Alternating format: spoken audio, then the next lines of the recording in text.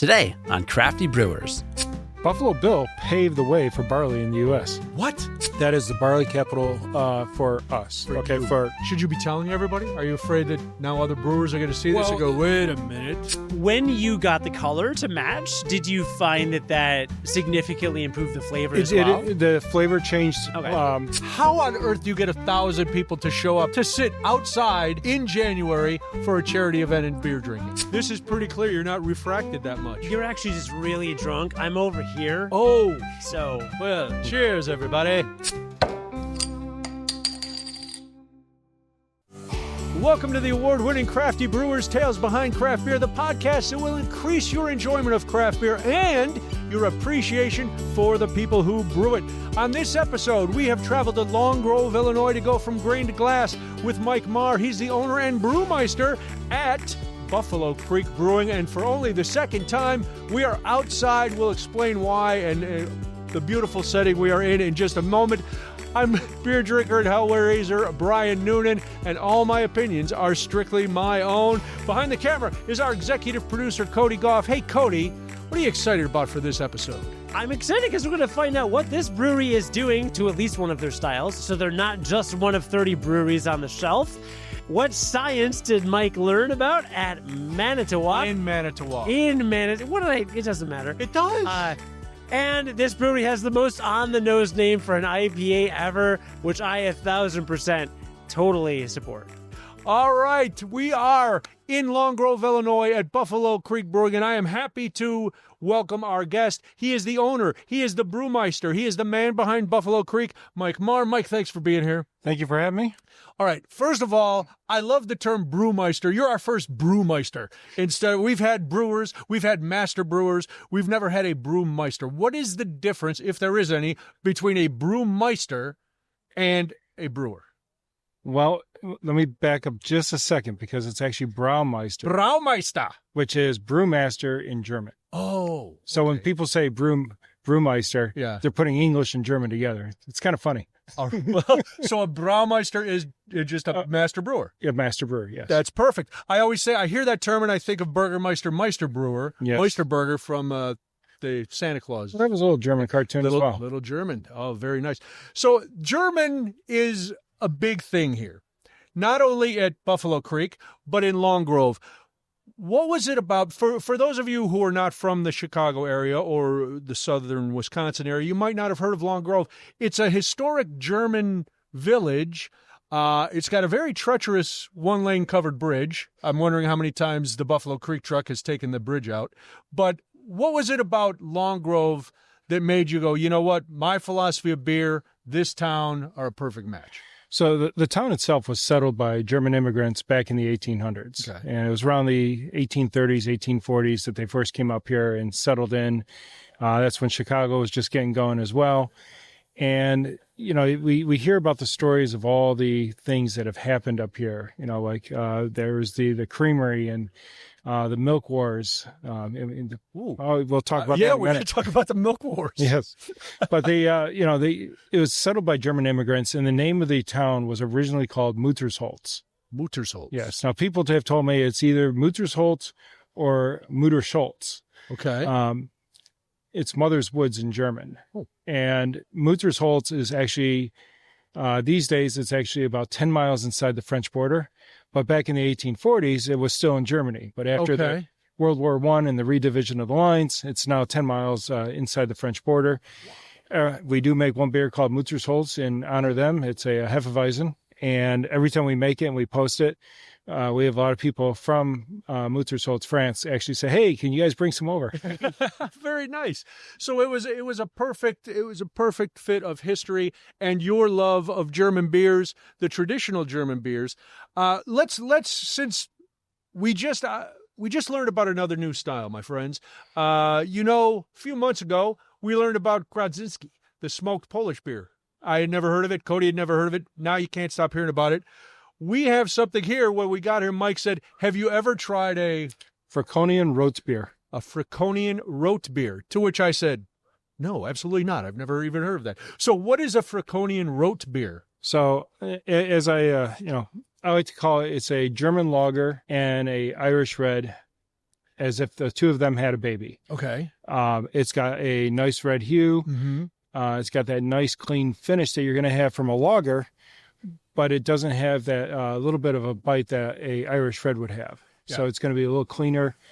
Use the noble hops in it, and it comes out very smooth. It is very clean, very smooth. There isn't, you're right.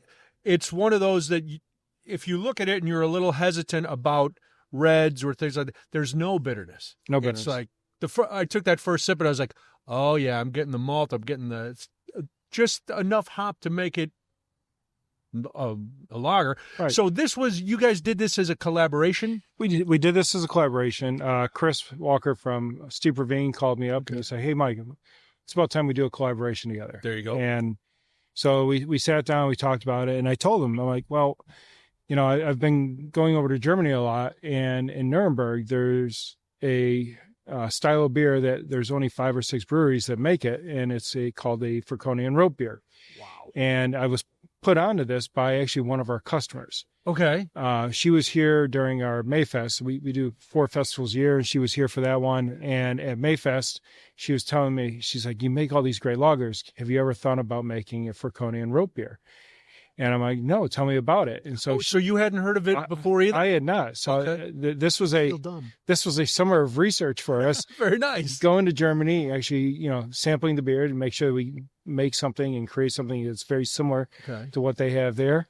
And even when you go there, the 5 breweries that you go to that have it, they all have a slightly different take on it. It's not the same beer. What differentiates one to another, and what differentiates yours, the Nuremberger, from the other, from the ones over there? So the color is almost spot on onto theirs. Okay. Ours, we want to put a little bit of our own twist on it. Sure.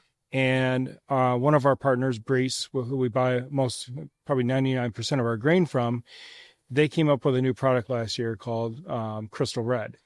And the Crystal Red, if you put, up to, 4% of your grist as the Crystal Red, you'll get that nice red color. Is that a wheat? Is it a corn? It's a barley. A barley, okay. And it was something that was actually done was a mistake. Oh, really? Yes. Okay.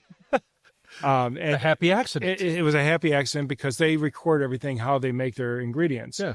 And this Crystal Red, well, the salespeople for Brees, they like it, but they don't like it because when you were making a red beer before, you had to buy all these extra different malts to get that red color.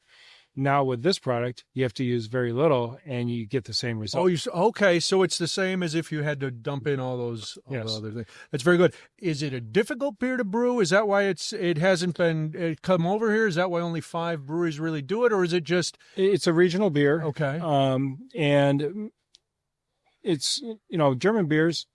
We make all the hard beers here. I will tell you that we make all the lagers. We do have to kick some ales in, otherwise we can't make beer fast enough. But we are a big lager house. Yeah, and we really enjoy in lagers. There's no place to hide. If you mess up, you're basically going to have to turn it into an IPA or dump it down the drain. And we take a lot of time, a lot of patience, and when we brew.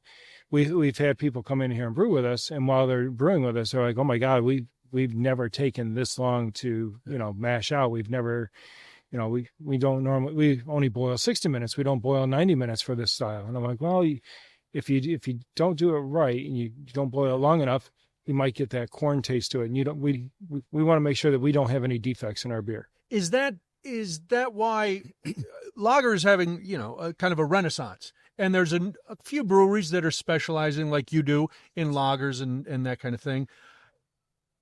It's a simple recipe, from what I understand, but it's very hard to get it right.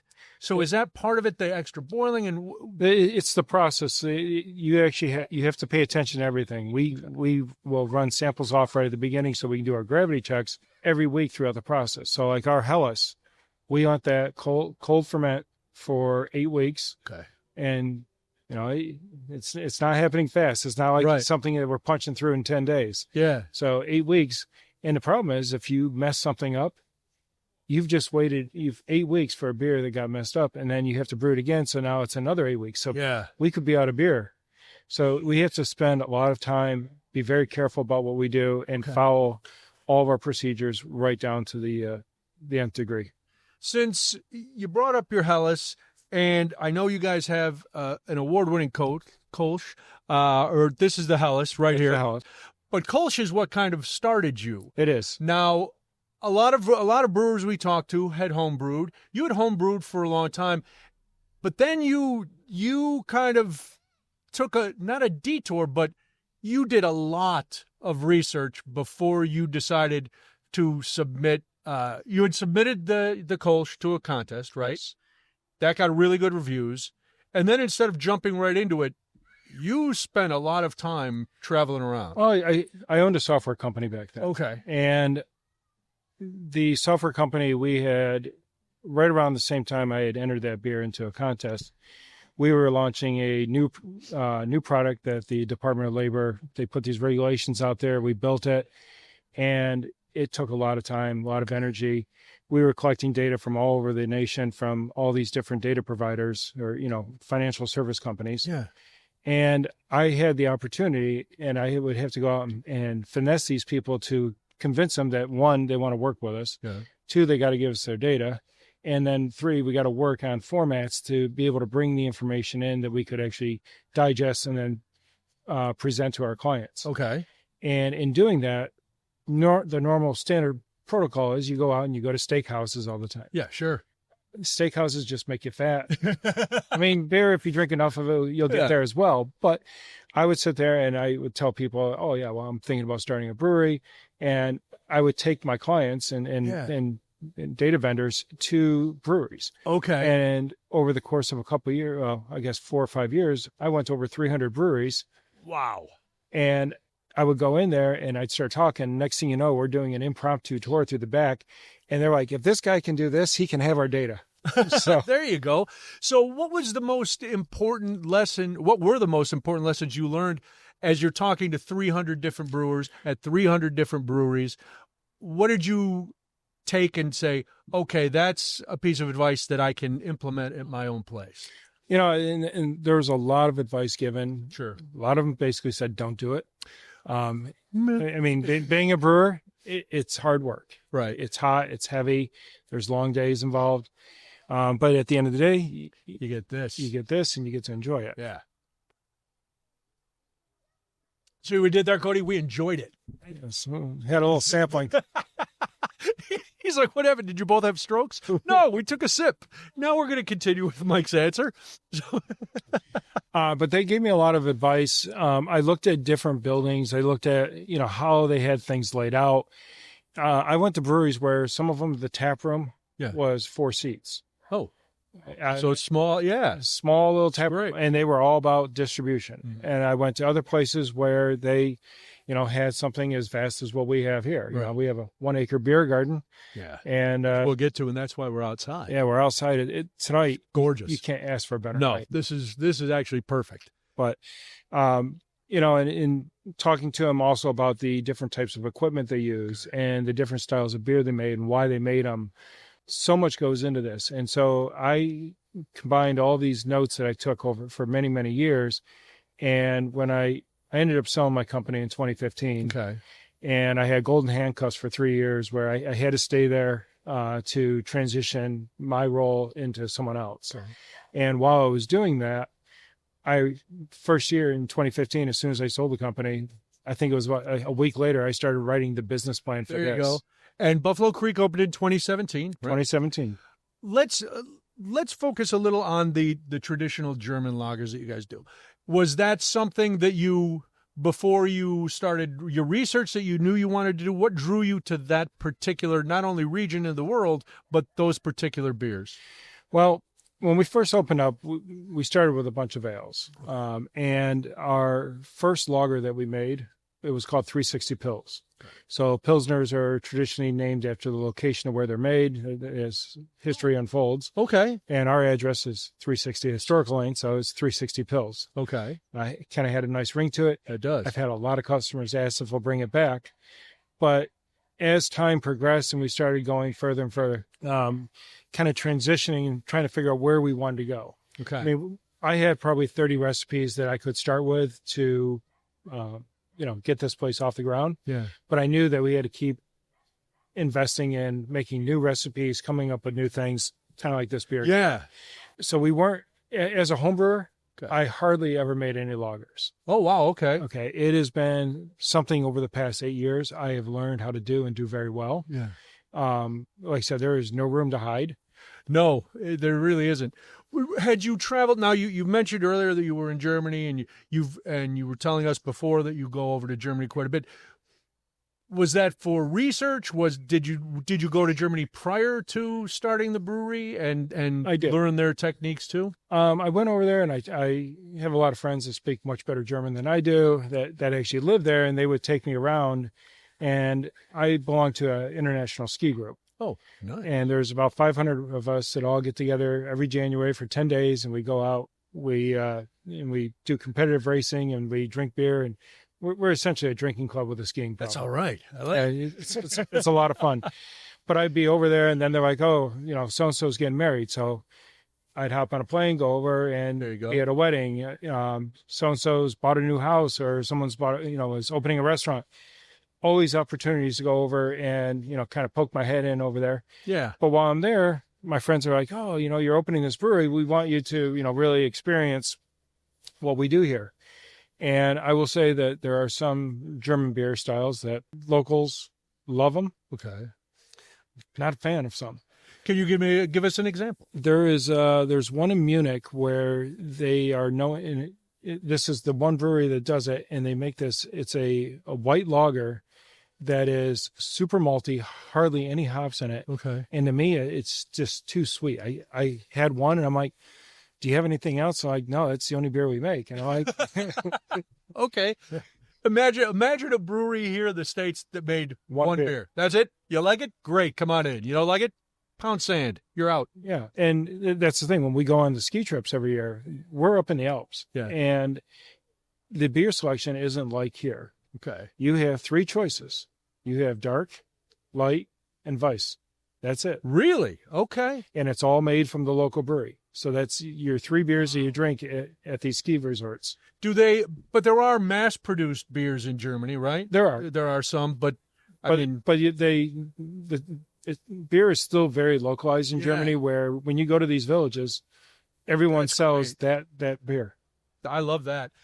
Before we take our break, I want to talk to you about the German-style wheat Kölsch that you submitted to the Great Lakes Beer Festival, which is kind of where you're jumping off. We hear a lot about Kölsches. I love Kölsches.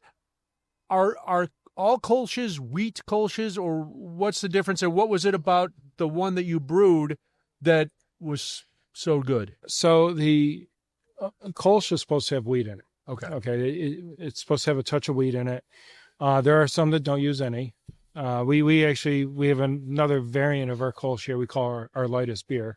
Okay. Yes. And it's made with a Kölsch strain, and it's got no wheat in it, but it's only 3% alcohol, and it's, for those who want to hoist a stein and feel like they have it hoisted a stein. Yeah, but then not get intoxicated. Yeah, exactly. But the Kölsch that we made I had a friend who challenged me. He's like, you're making all these beers now. He's like, I challenge you to make a Kölsch. And I worked on the recipe, and I would make adjustments to it probably about 6 months. Wow. And by the time I finally got it down, that is still the recipe that we use. Really? So that recipe has not changed in 25 years. That's excellent. And people still, once it's good, it's good. Right? It's fantastic.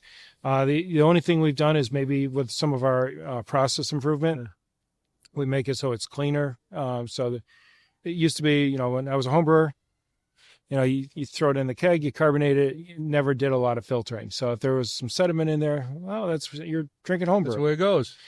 When you're a professional brewer, people want things to be spot on perfect all the time, and we do our best to do that. What is floating in my beer? Yeah. People don't want that. People don't want floaters anywhere, not just in their beer. We're going to take a quick break.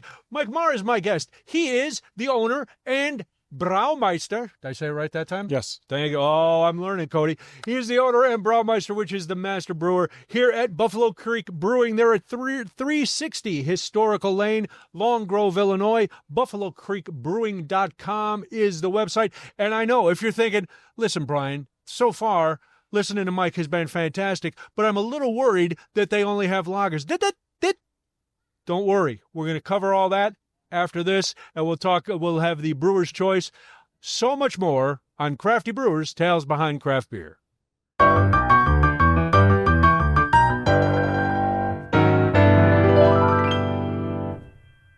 Welcome back to Crafty Brewers, Tales Behind Craft Beer. Did I mention we're award-winning? We are, so we got that going for us.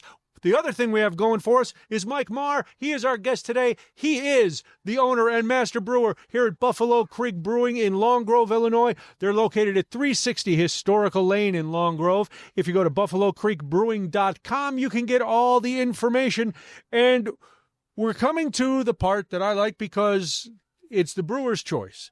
Now, sometimes the brewers bring us out one little taster, which is fantastic. You have brought us 5 tasters because... why not? We're outside. We're outside. We make a lot of. I mean, we always have 14 beers on tap. And I mentioned before the break, because we've been talking a lot about German-style lagers, because that's your passion. That's what you guys specialize in and what you're fantastic at.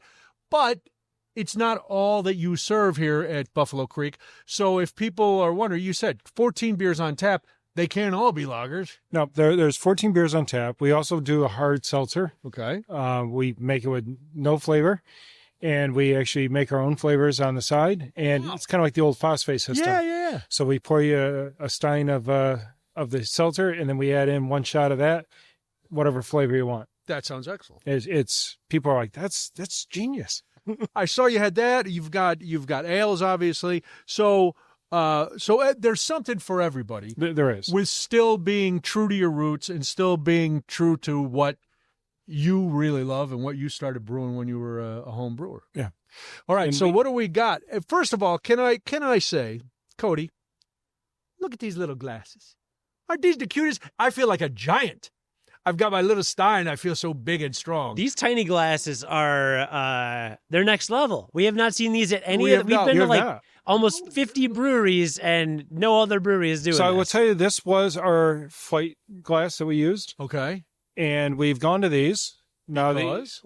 They stopped making these ones. Oh, so fair enough. So I found these. I'm like, okay, these are little 4-ounce samplers. Yeah. Now, the only problem is they don't fit in our flight rails just right. So when you put them in there, they kind of cheers each other and spill over. So we're redesigning our flight rails at the moment. Okay. And you mentioned when you brought these out, is a stein the correct glassware for lagers and ales, or does it matter? I will tell you that a 16-ounce shaker, and while we used it for many years, that is not the proper glass to drink beer out. Okay. I personally like the glasses with a handle on it because as you're holding it, first off, I can pick up several of them with one hand. The other thing is, it's a nice flex, Mike. That's what I like. I can carry a lot of beer. I can carry a lot of beers. But the nice thing is, as you hold it, you're not warming up the glass with your hand. Oh, that makes sense. So same thing even with these little guys here. And I want you to look at this. Yes. So we spent a lot of time this is our Helles, and no cloudiness. Nothing. It is spot on, as pure as the driven snow. Now, for Helles is a lager. What makes it a Helles lager?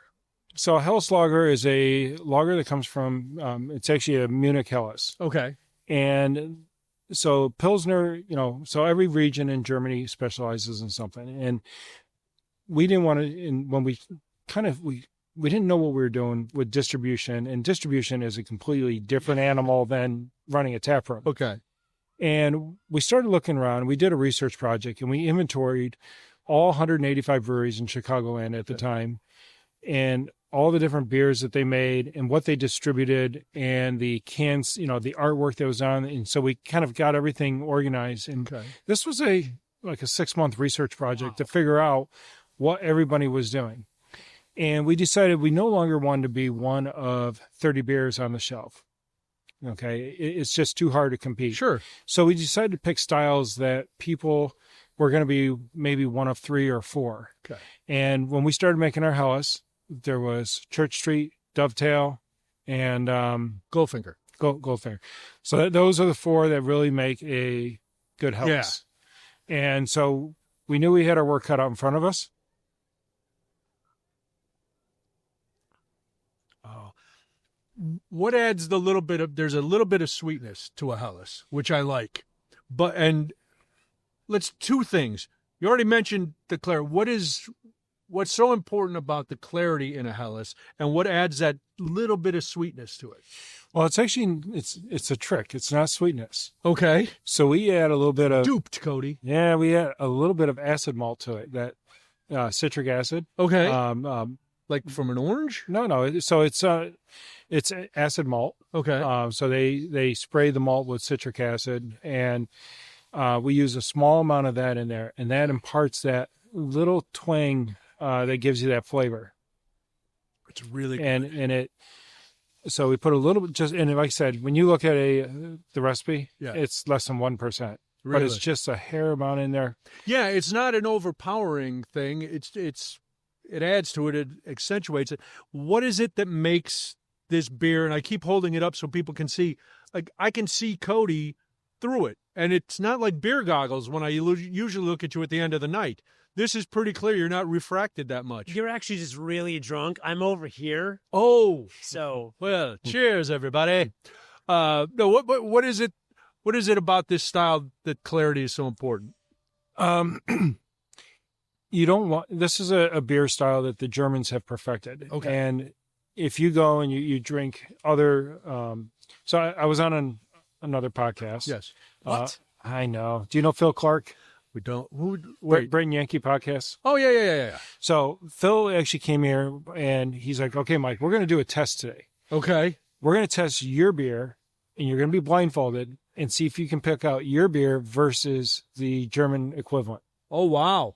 And he goes, something that's been made for 150 years versus what you've been making for a few years. Okay. And I will tell you, when I first lifted or when I first sampled it, I taste-wise could not tell the difference between the two. That's good, right? They were spot on. You just could not tell. When I lifted the blindfold, I could tell which one was mine and which was theirs. And so that over the last couple of years, we've been working on perfecting it so that so now it tastes and looks like theirs? Yes. Oh, very nice. Cody, did you enjoy the Helles? It's really good. So when...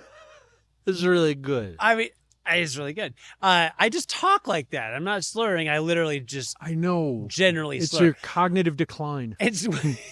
Wow. Lots to unpack there. It's getting light. Yeah, there you go. The sun's going down. You can tell from the camera. He's like one of those people who can't drive after dark. So sure. we gotta hurry up. When you got the color to match, did you find that significantly improved the flavor as well? The flavor changed slightly. Okay. But the flavor was almost identical from day one. There's another brewery out in Colorado, and I can't. It's a lager house. I can't remember the name of it right now. It's in Denver. They only do lagers. Okay. They do a perfect slow pour Italian Pilsner. Bierstadt? Yes. Bierstadt Lager House? Yes, Bierstadt Lager House. I knew that definitely without Googling. You are a guy who knows things. You have a hard time communicating them through the gift of speech, but you know things. I'm actually called a producer. That's actually the term. See, that's why we keep you around. That and your technical prowess. Yeah. And the fact that I can hold more beer than you. So I never look like the drunkest guy. In your stomach or in your hand? Both. Mike holds the most in his hand. He already laid that down. That's fair. It's a gauntlet. Gauntlet's been thrown. Yes. We do stein holding contests here a lot. Yeah? Yeah. I've never participated, but I love watching them, and I'm always like, we have our Oktoberfest coming up, October 4th through the 6th. We do stein holding contests every day in between. So the bands will actually stop. They're the announcers of the stein holding contests. Every one of our festivals that we throw here is a fundraiser. So our Oktoberfest is a fundraiser for the Lake Zurich Rotary. You also said you do 3 more. You'd mentioned a May Fest. Yep. So Alpine Fest in January. Okay. So believe it or not, out here in this yard, I can still get 1,000 people to sit out here around campfires In January? In January. All right. Another gauntlet thrown, Cody. 1,000? Yes. We're kind of babies if we're not here in January. So the whole building transforms because the building itself it's a rustic barn. It's kind of like a lodge. And so it's very similar to the chalets and stuff that when you go out in Europe. People are in here, they're downstairs, they're out here. Excuse me, the fire pits are going, and you'll see all of a sudden 20, 30 people hovered around a fire pit. It's very exciting. So we have Alpine Fest, we have Mayfest, we have Oktoberfest, and we have... So we do Beer Rock Fest, and I think this year is going to be the last year that we do Beer Rock Fest.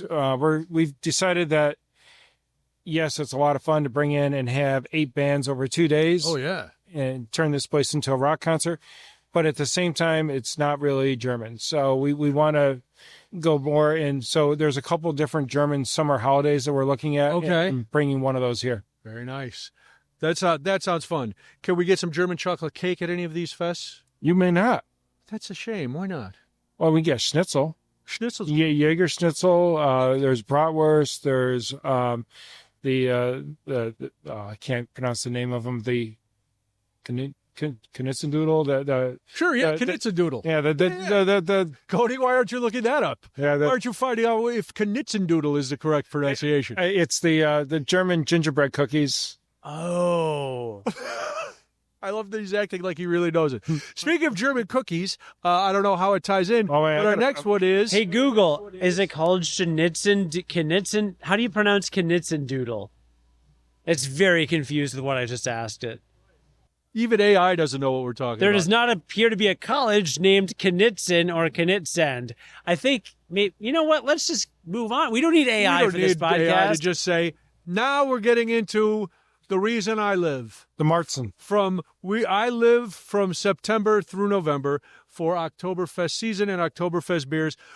This is your Oktoberfest, which is, as you mentioned, a Märzen style. It's a Märzen style, which is named after... So Märzen means March in Germany. Okay.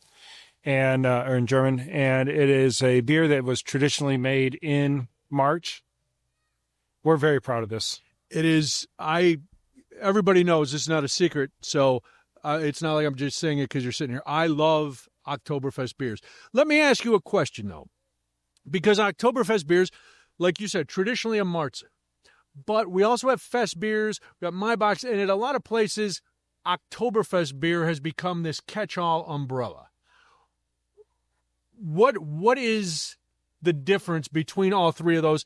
And correct me if I'm wrong, but the Märzen was the original Oktoberfest beer. That was the original. It was brewed in March, lagered in the caves all summer long, okay. And it came out for King Ludwig's wedding. This is the first time it was actually ever served. Okay. And so it was a beer in celebration of their wedding. It was such a great party. They started doing Oktoberfest. They started doing a fest every year. Oh, is that how Oktoberfest started? Yes. Oh. So this one, we call it the Big Ludwitsky. Okay. So we kind of put the Big Lebowski and King Ludwig together. And there you go. If you see our cans, we got a Germified version of the Big Lebowski. It really ties the room together. It does. It really ties the room together. And I'm not a nihilist, but I will enjoy this beer. I'm not going to lie to you. So if Märzen was the traditional one, the rumor I heard, and you can confirm or deny this, is that fest beer, which is lighter, it looks like a lager, came around because there were people who didn't like a darker looking beer, even though the Märzen is not heavy at all. No, and that is my understanding as well. I don't know for sure. Okay. But you're the Braumeister. That means I make the beer. I don't know all the history, but I spend a lot of time learning history. There you go. And so this beer here, I wanted, when we created this, we wanted something that was very traditional to what you would get in Germany. Okay. I find that a lot of American breweries, you got to remember, most of the breweries in Chicagoland, they're not lager houses. Right. And so they make a lager once a year. They add too many hops to it. And I have noticed that some Oktoberfest beers are much more hoppy than I think they should be, but who am I? I'm not a master brewer. I'm just a guy who drinks. Well, so am I, but I prefer good beer. And, yes. And there's a reason why there's beer styles and people document, okay, this is what the beer style should be. Yeah. There's the BJCP. It's what all the beer styles are documented. Oh, okay. And you become a judge in a Cicerone, and there's different steps of. So a Cicerone is more of the I'm going to work in a restaurant and tell you about beers. Where the beer judging, it goes up. It's kind of like chess levels. You can become a grandmaster of beer judging. Okay. And so all these styles they're documented. They give commercial examples of it to say, okay, this is an example of how this beer should be. Okay. It's the beer judging certification program. Yes. If we want to get technical. That's what it is. We do, Cody. Thank you. Yes, I've had a few beers now, son. Look at Cody is producing. He's keeping us on. He's on a ball. Also, I'm pretty sure I'm drinking the right beer, but there's two that are very similar in color. Yes. Well, so the other one, you would know it because that's Obligatory, our IPA. Okay, I had a sip and I was like, this is really hoppy for an Oktoberfest. I'm pretty sure that's an IPA. All right, then I'm drinking the Oktoberfest and I'm enjoying it. Thank you. Well, let's go to this next one, which is a little bit darker. Still, is it because they're German styles that, yes, the Kölsch was the clearest because it's the lightest you can see. But even looking at the Oktoberfest, and now this is a Dunkel. A Dunkel, which is German for dark. Okay. So it's a dark lager. A dark lager. It's still, it's still clear. It's still, yes. Well, they're supposed to be. Okay, that's what I'm asking. They're also, even we make a Schwarz beer. And yes, and we don't overhop. We ran out about 6 weeks ago, and everyone keeps asking me when it's coming back. This is all right. What sets a Dunkel apart from a Märzen? Because their colors are similar, but different grain bill. Okay. So this is one that I actually worked with Brees up in Wisconsin to develop this recipe. Okay. And the nice thing is I work with our ingredient manufacturers, and I was telling you earlier how... Yeah, we're going to get into that because it's fascinating between the two visits you took not too long ago. Yes, and so this one we worked with them like, okay, I want to create a Dunkel or Dunkel, depending on where you are. Yes. But I wanted to create... What will make me sound better in front of the ladies at the tap room? Dunkel. Dunkel. That's... Cody, I'm going to drop Dunkel. I was actually standing over here thinking to myself, how did Dunkel escape being pronounced Dunkel? So I'm thrilled that you talked. It became Americanized. America.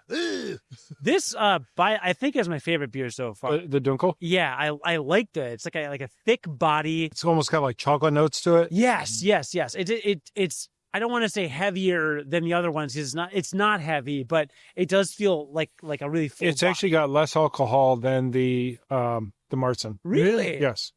Is that I found a lot of darker beers have lower alcohol. Is that is that something in the brewing that does so I will tell you that like the difference between like a pale ale and a stout is maybe 5% of the malt bill is dark grains that have been just heavily roasted versus all light grains. Okay.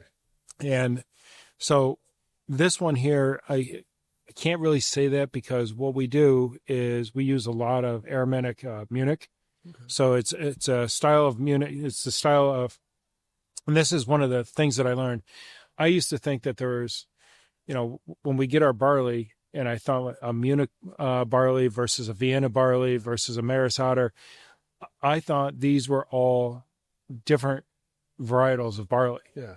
And I've learned through my travels that it's actually, they take the same base product, the same barley, and they malt it and roast it different ways to take the same base product and create 100 different products out of it. Wow.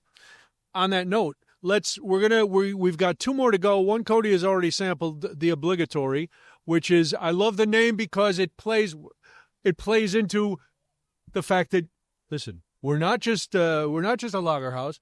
We'll make you an IPA. Wait, it's literally called the Obligatory? It's called Obligatory, yeah. Yes. Let's go. All right. But before we get to that, since you were talking about the malting process, you went to Manitowoc last year. Yes. Tell us why, or tell me why, and what goes on in Manitowoc. So Manitowoc is where Breeze has their grain elevator. Okay. So all the barley for them, or I would say a majority of the barley, they try to have it all come from the Bighorn Basin out in Cody, Wyoming. Okay. It then goes into their grain elevators or their grain silos there.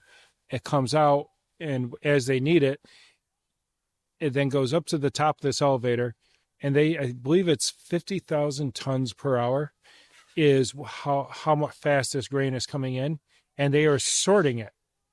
So with the malting process, you want all the kernels to be the same size so that you have a consistent product across the board. Okay. They sort it by 1/16 of an inch. So anywhere from a 1/4 inch to 7/16. And this sorting process, it gets rid of, because out in the farm, there could be other seeds, there could be, Sure. acorns or whatever. All that stuff gets filtered out as the chaff, in anything that they don't want. And they end up with just the raw kernels. Okay. Now, they don't want to do anything with them at that point because they need to malt it as brewers need the beer or need to make beer. Yeah. So what they do is they store all this in these big concrete grain silos. And there's a couple strains of barley where they can't actually malt right away. Some of them have to actually be dormant for a period of 6 months before they can be malted. Why is that? It's just so, like, if you took something that's a annual, Okay. and you wanted to bring it back right away, Right. you wouldn't be able to grow during the winter because the seeds are like, no, we need to take a break for 6 months before we're going to start. When you were talking to them, what is it about that region of Wyoming that makes their barley the choice? So it's in the high desert, Okay. and the thing is with barley, if you ever look at a barley plant, the top of it's very top heavy. Right. So if they get rain, it will lay down in the field, and then it's very hard for them to continue to irrigate it and harvest it. So having it in the high desert, there's no rain up there, and they have the Bighorn Basin, Yeah. which is actually that area. Believe it or not, Buffalo Bill and his whole contingent way back in the 1800s thought that this would be a great agricultural area. Really? So they actually dammed it up. Okay. So the dam and all this was put in place, over 100 years ago. And I believe the dam was finished, I think it's from 1904 to 1909. It took 6 years. It was the biggest dam in the world. And it's now called the Buffalo Bill Dam. Okay. And it takes the water from the north and south branch of the Yellowstone, and it all flows into there. Now, the interesting thing about Cody and Ralston and all those places around there, it is all deemed agriculture. Okay. So the barley itself, all the water that comes in there is for agriculture.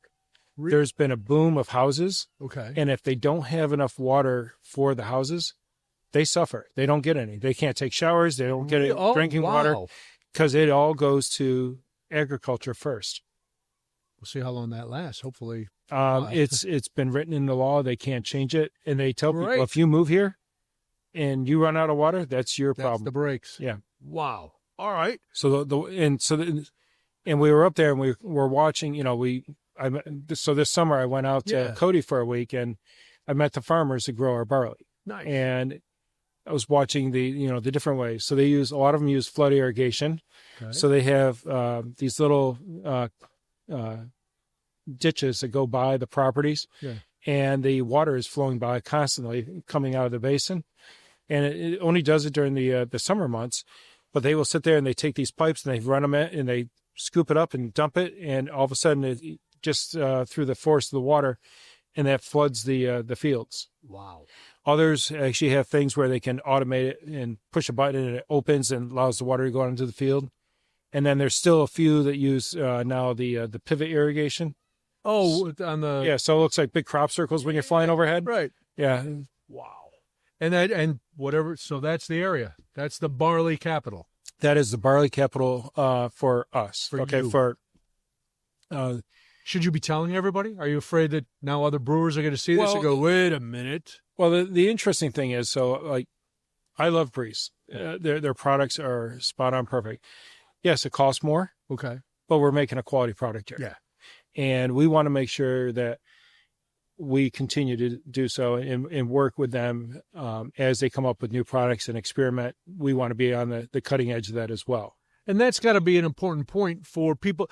If you're somebody who comes into a brewery, drinks the beer, you're at Buffalo Creek, you go, oh, I really like these beers. We're not thinking about the difference between this barley supplier and this barley supplier and this hop supplier and this hop supplier. But that's got to be a critical part of what you're doing here. It is. And we buy futures on everything except for barley, which barley we probably should, but we buy hop futures. Because do you use the Duke brothers? We do not. Duke and Duke? Duke and Duke. Really quick fact check. You were very close with 1904 to 1909. Wow. Wikipedia says 1905 to 1910. We just like to be very, fact checking on the podcast. I was off by a year on both sides. Being off by a year, that's pretty good. The great-great-grandchild of one of the dam builders, like, those guys on Crafty Brewers are full of beans. It's my namesake, Buffalo Bill Cody, Wyoming. Like, I've got to be, You weren't named after either one of those things. You don't know that. I do know that. I will tell you, I had some fun when I was out there. I went to the Cody Rodeo. It is the world's largest rodeo. And that sounds good. Really? Yes. Okay. And so they do the stampede, and that's usually the week ending. It's like the 4 days leading up to the 4th of July. We were there just after that, and we went to the rodeo. So much fun. Yeah. And I would highly recommend, if you ever get a chance to go to a rodeo in Cody, do it. Let's do it. That sounds better than our Cody rodeo, where I just get drunk and jump on your back and see how long you can hold me. It's only like 2 or 3 times a year, though. I know. Well, listen, you don't have to be. It doesn't have to be a long time to have a good time. Speaking of quality ingredients and beers, let's go to this next beer. In the again, the cutest little stein you ever could hope for. What do we got here? This is a traditional German Gose. Okay. So Goses are a lighter alcohol beer, soured. Okay. Have coriander and sea salt in it. Yes. Now we do this beer year round, but we change the flavor of it quarterly. So this is right now the passion fruit orange guava version or variant. And is that just because of the availability of certain fruits seasonally, or no? It's people like to drink this one during the summer months. Ah, yes. This is a summer beer right here, for sure. Very fruity. I mean, it hits you like it literally tastes like grapefruit juice. Like, I mean, not just like grapefruit juice, but like it tastes like a fruit juice. Yeah. It's like you could knock back a lot of these if you like fruit juice. My wife could drink, or like, if you put them in a little juice box for adults, that would be good too. So on a hot summer day, this is my favorite lawnmower beer. Oh, really? I will sit there and go out because it's got the sea salt in it, and you get dehydrated, especially lately when it's 100 degrees and you're out mowing the lawn. Easy. This is a perfect, refreshing beer. That salt is good. I like that because it's not too sweet at all. There's definitely a little tart. The citrus is there. Yep. It's got a nice balance. We try to make them taste like sweet tarts. Well, yeah, because usually my issue with Goses is the salt is overpowering. This, it's not there. You're right. The tartness is what you get more than anything else. Because some you're like, this is just salt water. I don't want to drink this. Yeah. No good. Before we get to the obligatory, let's talk about, you mentioned the building and how it's got that historic kind of chalet feel to it. But I think drinking outside is one of life's simple pleasures. It's the greatest. And behind us, the reason we're outside today is because the Biergärten here at Buffalo Creek in Long Grove is phenomenal. What was it about having an outdoor space that made you create this? It's huge, first of all. How big is it? It's 1 acre. 1 acre. What was it? Why was that so important? And we're right now discussing buying another acre behind us. So it's going to be a big Oktoberfest. But so what really interested us, and so when we were going out and looking for properties, we had 3 that we kind of narrowed it down to. Okay. One of them got hit by a tornado. Not a good one. So not a good option. that got checked off the list. The other one, just the area, there was another brewery not too far away, so we wanted to kind of be by ourselves. Yeah. And when we came over here, we were actually touring the space next to us. Oh, okay. And so you can only see part of it now. It's now the Fred Astaire dance studio. Right. But it used to be the Red Oaks furniture store. And it was a conglomerate of all these buildings. The problem is they were all too low. You need tank space. Yes. Okay. And in the floors, there was going to be a lot of work. This building, when we bought it, the building had sat vacant for 10 years. Okay. So what was it before you moved in? So in 1992, Long Grove was known for its artist colonies. Okay. And a guy by the name of Tom Hilligoss came along and actually built this building as a art studio and gallery. Oh, wow. So our tap room and this upstairs rustic room, that used to be the gallery, the studio.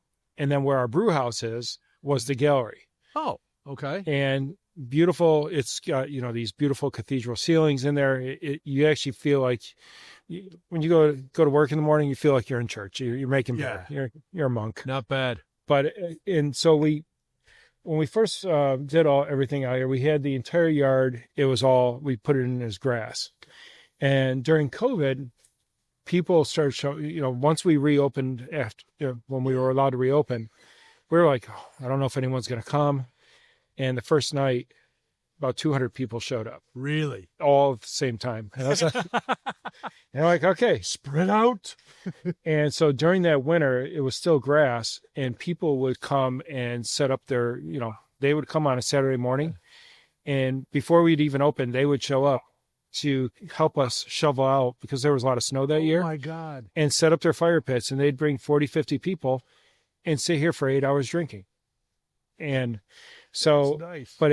And while that was great, it destroyed the yard. Yes. And so at that point, during that summer, we actually took out all or that spring, I guess, we took out all the grass. Okay. And that grass sits over there where the kids play. Yeah. It's affectionately called Sod Mountain. So that was all the sod that we had pulled off that little dirt pile there. Okay. And then we put in 18 inches of pea gravel here. It's beautiful. And you've got picnic tables and fire pits and a big stage and just the backdrop of all the pine trees. It's like drinking in the country, and it's beautiful. People always think that they're in the north woods of Wisconsin, and they're like, but we didn't have to go that far. No, it's great. And I love you built a fence out of old pallets. It looks kind of like we're in a fort somewhere, it just adds to the ambiance. And you tent the whole thing for the festivals, which seems unbelievable to me. I don't know logistically how you'd pull that off, but when they come in, so if you actually walk around some of the spots, you'll see that there is permanent hooks in the ground. Okay. Because every year we bring the same tent back. And so when they bring that in here, everything gets hooked up right back where it was. It's phenomenal. And the tent is always up the entire month of October. Okay. This year we're going to have a little fun because Halloween falls on the last on a Friday. So we're going to end our Oktoberfest season with a costume Halloween party. Cody, we know you have your what is Dr. Horrible costume? Wow, that's like we'll bring that out. That's a very dated reference. I am a very dated man. I've been around a long time. I've done some things.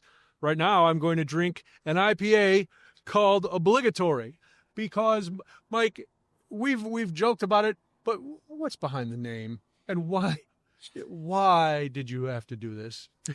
So for the first 5 years we were in business, people kept saying, give me an IPA. I'm like, well, we don't have one, but we have all these other beers. And not good enough. Yeah, people kept thinking, oh, you're going to go out of business. You don't have an IPA. Well, I got news for you guys. There's a lot of beer styles out there other than IPA. That's just one of many. Mm-hmm. And it's still funny. People come in, what IPAs do you have? I'm like, we have one. It's called Obligatory. Because we have to have one. Yes. But if we're going to make one, we decided to make one that was fantastic. Okay. This is a West Coast style IPA. Mm-hmm. We use Azacca hops in it during the dry hopping process. And that imparts a nice dried pineapple taste to it.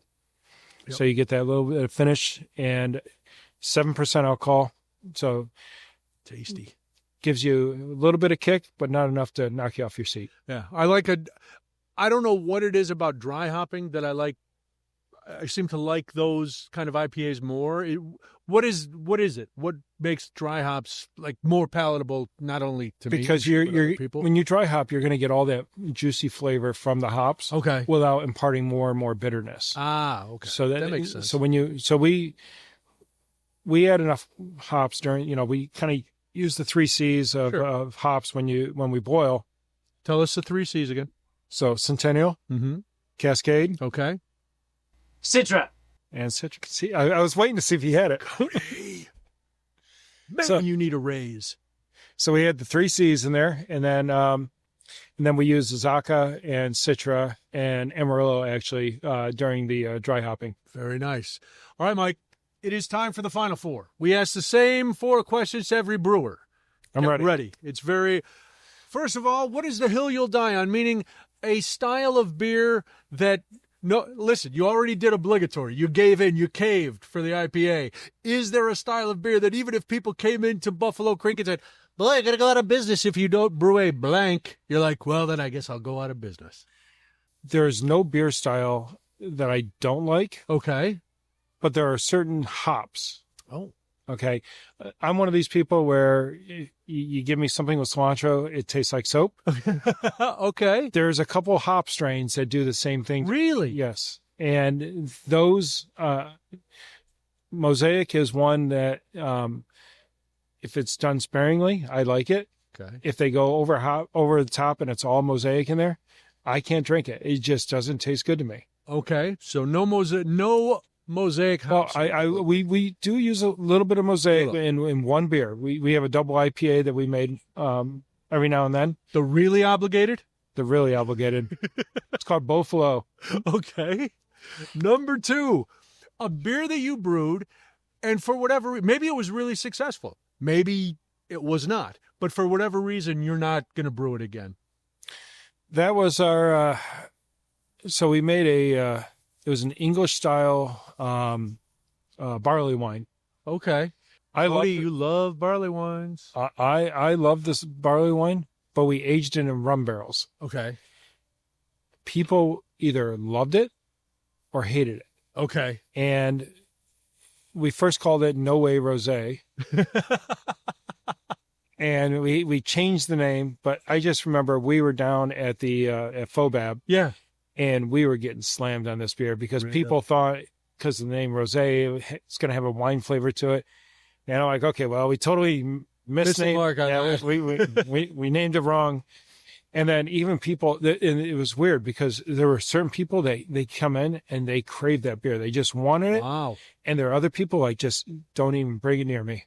I've never been a rum or tequila barrel-aged fan. I don't know. Maybe I've just got so used to the bourbon that...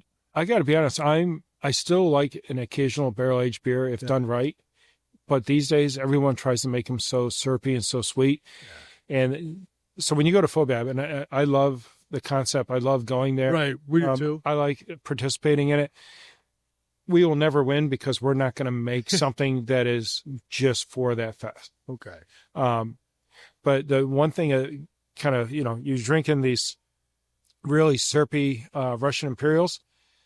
And then on the other side, you got the sours that are just trying to rip your tongue off. Yeah. And I'm like, this is just a torture treatment for, 4 hours. Yeah. And then the brewers go back and lounge and drink High Life all day. They do. I've been there. All right. Your go-to off-the-clock beer, you already told us the Goza is your go-to summer cutting the grass beer. It can be one of your beers. It can be something else. Coors Banquet. Really? Okay. What is it about Coors Banquet that you love? It's malty. It's not too hoppy. You can get it pretty much anywhere these days. Yeah. And the alcohol level, a lot of times we'll throw our holiday party here. Yeah. The whole staff will be drinking all of our beer. And Josh, my partner, and I, we bring in a 30-pack and we say, okay, we're just going to drink these all night.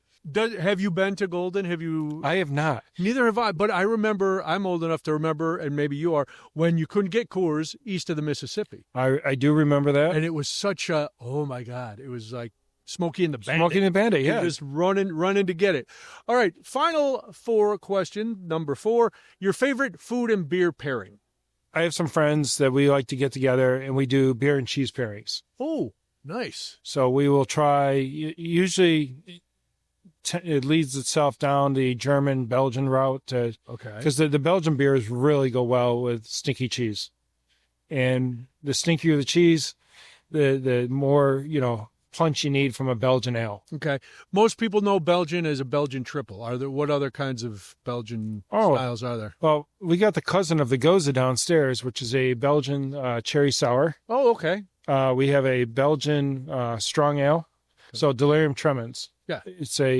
So people know that beer. They like the little elephant. I love that beer. In fact, our 42K is actually I tried to make something when I was a home brewer that was very similar to theirs. Okay. What a lot of people don't realize is Delirium is now 8.5% alcohol. But back in the day, it used to be 12. Oh, geez. And so I made a beer that was 12%. And then I'm like, well, this is great, but you can only drink one. Yeah, one and done. That's it. And so they've backed it off to 8.5. Ours is still 10.5. Okay. But we serve it in goblets, and there you go. Before we give a third to someone, we make sure that they stand up and go to the bathroom and see how they wobble. All right. Well, this has been wonderful. Before we get to our final toast, I want to thank you for joining us on this edition of Crafty Brewers Tales Behind Craft Beer.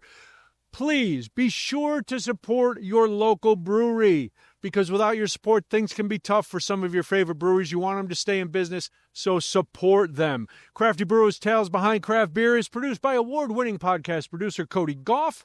You can visit our website and browse our archive of more than 40 episodes. You can get in touch with us there, too. It's craftybrewerspod.com. We release a new episode every other Thursday on Apple Podcasts, Spotify, and all the podcast apps. You have one, I know you do, so subscribe and get our stuff. We do it first thing in the morning. You want to show support for the show? Of course you do. Then leave a comment on our YouTube channel video. Cody, why is that important? Just do it. It doesn't matter. Algorithm, there's technology. Just literally comment with how much you love us. Just say, Cody's really butting in a lot, or Brian's shirt is too loud, or we dig Mike and we want more Braumeister. Or Braumeister. Sure. Yeah, we want more of that. Speaking of Mike, thanks again to Mike Marr. He is the man behind Buffalo Creek Brewing here in Long Grove. Go to buffalocreekbrewing.com to get all the information. I'm Brian Noonan, your humble host. And that brings us to our final toast. What are we toasting today, Mike? We're going to toast to a beautiful fall. Yes. I'm going to Germany next week, nice. And I'm really looking forward to it. Cheers. Prost. Cody? Let's toast to Twin Peaks, because David Lynch is dead and there's a lot of trees in the background, and I just feel like I'm in upstate Washington or some other beautiful, wonderful place. This is what happens. So the irony is, you ever see the TV show Northern Exposure? Yes. Yeah. You come to this town, you try to run a business here. You are in the one of those episodes of Northern Exposure. That town, Long Grove, Illinois. Stop by. There's a lot of things to do. Come, have a couple of beers, wander around, come back, have another couple beers, and then leave, because the locals really, they love you, but you can't stay. You got to go home at some point. And I would like to toast drinking outside in the fall with malty beers and new friends and the simple pleasure of being outside enjoying great beers. Beers. Prost. Thanks for joining us. We'll see you on the next episode of Crafty Brewers, Tales Behind Craft Beers. Cheers to you. But now you have to do the cheers, because it's like a sound effect thing. Don't worry about it. Just do it. Is that all right? Thank you for indulging me. You're so hammered. I edit things. All right. I don't know.